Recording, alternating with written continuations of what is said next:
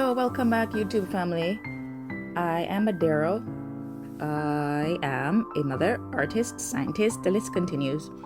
If you're new, welcome and hope you stick around. And if you're not, welcome back. I know it's a bit late, but I found that I did have this video showing me doing the first half of one of my new paintings that I called Silent Migrations. So, I wanted to share, how I did it, the colors I use, and, just to enjoy the process, and hopefully you can get inspired yourself. So, let's go. So this is just the first half. I didn't record myself drawing the reindeer and other things. I just completely forgot and I was so engrossed in the process, but you will see the end result at the end. Now, the main colors that I used for this one was ultramarine, white, violet, and I believe a little bit of black and some ochre. No, burnt sienna. That's the color burnt sienna I used, just to add some little depth to my colors. I didn't show, which is, I'm kind of regretting it now, but maybe the next time when I'm doing this, I will show what my palette looks like so I can, have an accurate description of what my palette looks like. So those are the main colors, and I mix them in varying degrees of dark and light, because at the end you will see that most of the colors that I use are a variation of that ultramarine and violet colors, lightened with white or darkened with a burnt sienna color or black. I used a fan brush for a lot of the tree line I'm doing. Right now you see I'm doing the tree line. I used a fan brush as well as a line brush to kind of get the effect of trees.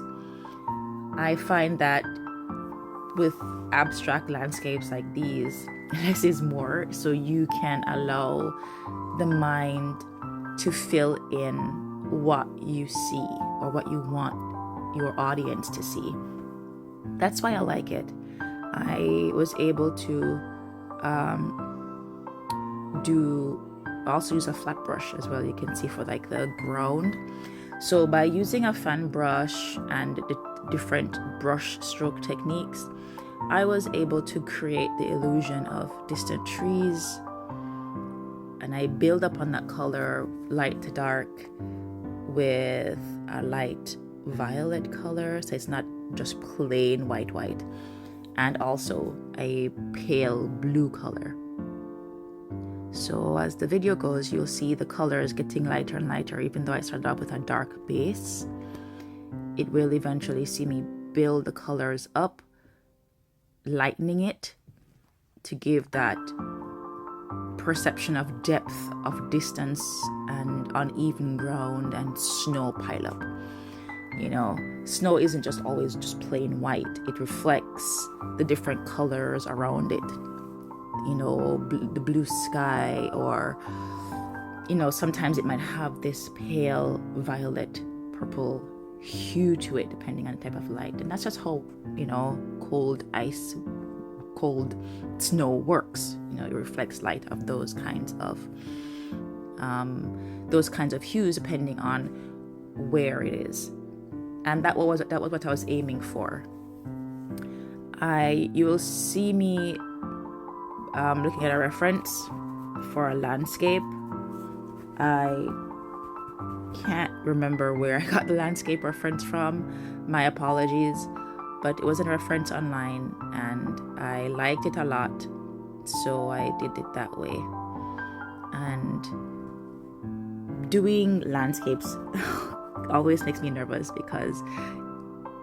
and I think many artists as well, they can relate to this, because you have this image in your head and you feel like this pressure almost to just get it right, and you want what's in your head to be on the canvas. So it can, for me, it can be very stressful, but it's not the stress where I want to like stop doing it. It's a good stress in the sense that when I actually get it done and it turns out how I want it, and I step back and I can come back and say, okay, change of perspective and, distance from it, that's always a big help. And I love that.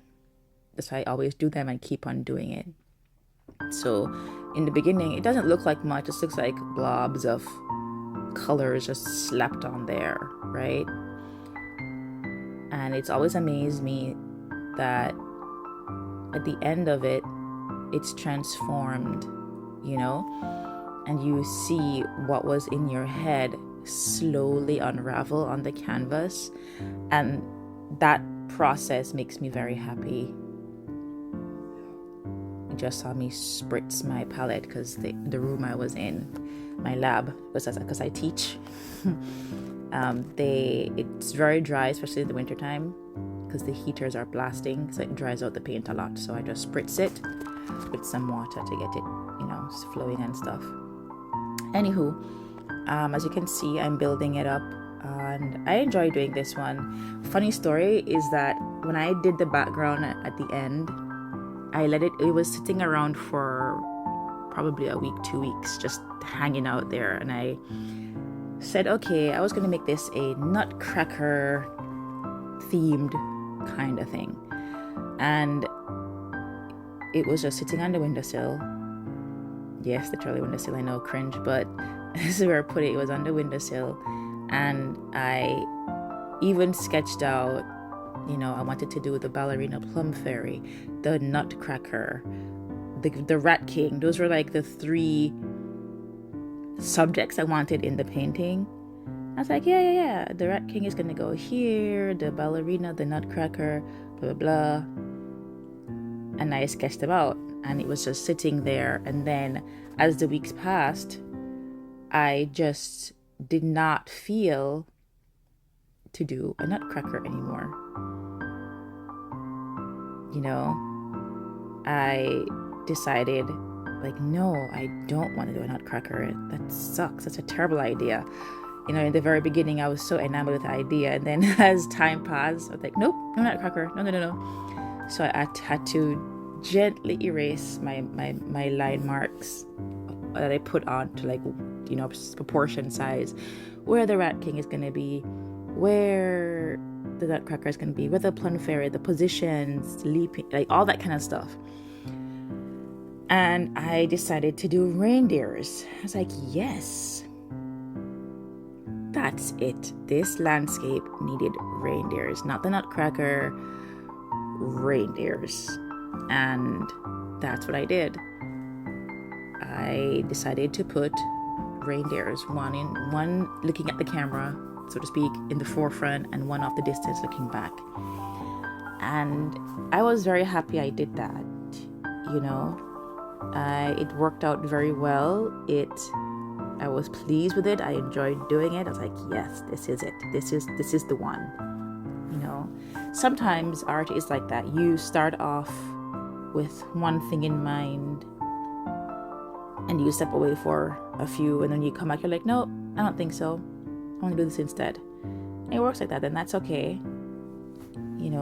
Sometimes the art wants what it wants. It says you might want one thing, but the piece itself wants something else.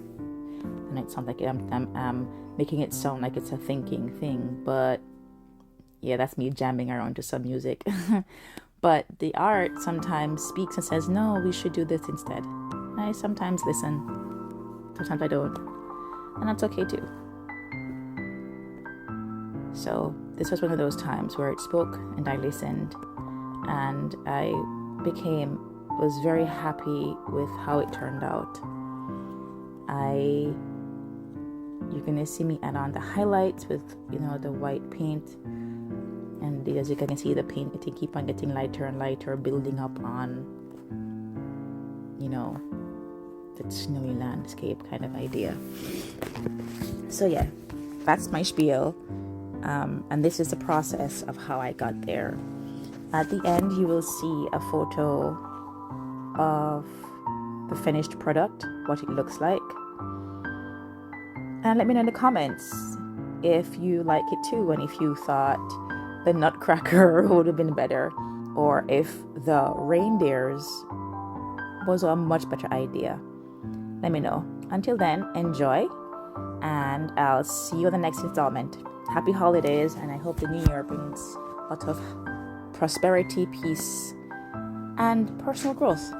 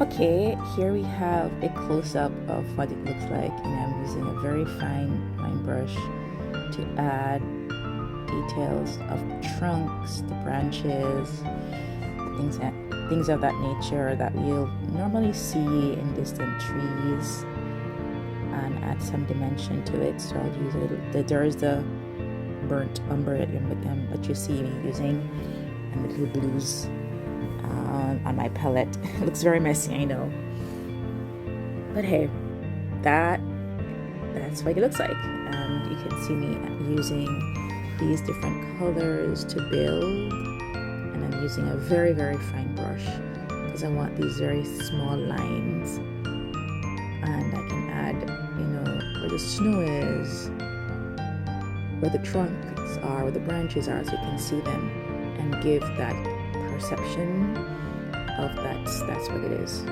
know, I see the little flakes up for the grass, you know, that might be sticking around. So yeah, that's it.